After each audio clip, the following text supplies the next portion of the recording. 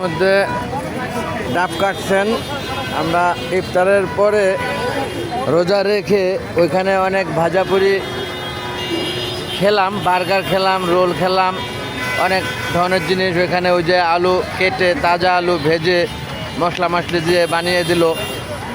Juice খেলাম, পানি খেলাম, ওষুধ খেলাম ইফতারের আগে যা, এখন ইফতারের পরে ওষুধ খাওয়ার জন্য কিনলাম এই ডাবটা। ঠিক না আব্বা?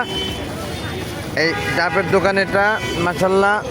পাইপ, নতুন পাইপ তো, পাইপ দিয়ে ডাবের পানি দিয়ে আমি খাওয়ার পরে মেডিসিন যেটা খাবো সেটা। আব্বা ধরেন ক্যামেরাটা বিভিন্ন দিকে একটু ঘুরান, ঘুরে কিছু বলেন। আপনি কিছু বলতে হয় না? বলেন।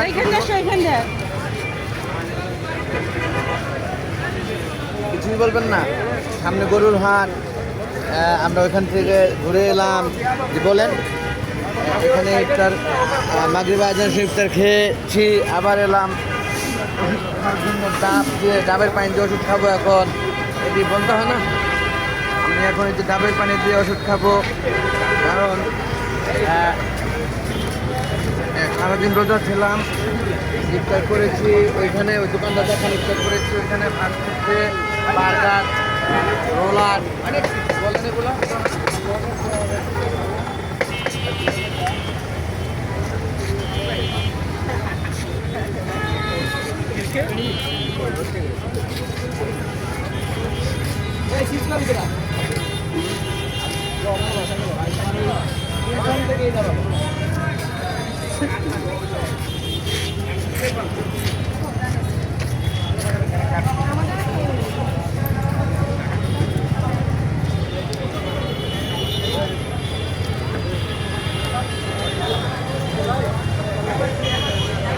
আপনি খাবেন না?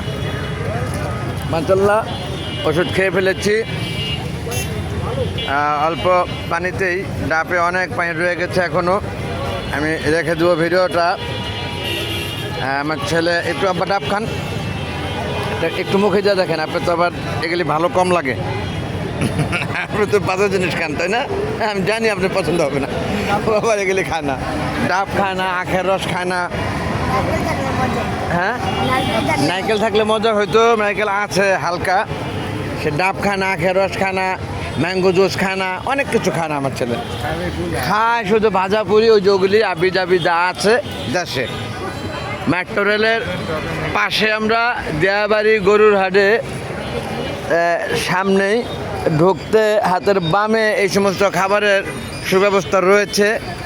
আপনারা পূর্বে দেখলেন আমি এখানে এসে ইফতার করে গেলাম। আজকে সোমবার রোজা রেখেছিলাম, এখন আবার ডাব খেতে এসেছি, ডাব খাচ্ছি। দেখছেন আপনারা, ধরেন একটু ক্যামেরা, আমি ডাবের চুমুক দেওয়ার পর রেখে দেবেন ক্যামেরাটা। ডাবের চুমুক দেওয়ার পরে খাচ্ছি ডাব, ইনশাআল্লাহ খুব ভালো লাগছে, মাশাআল্লাহ।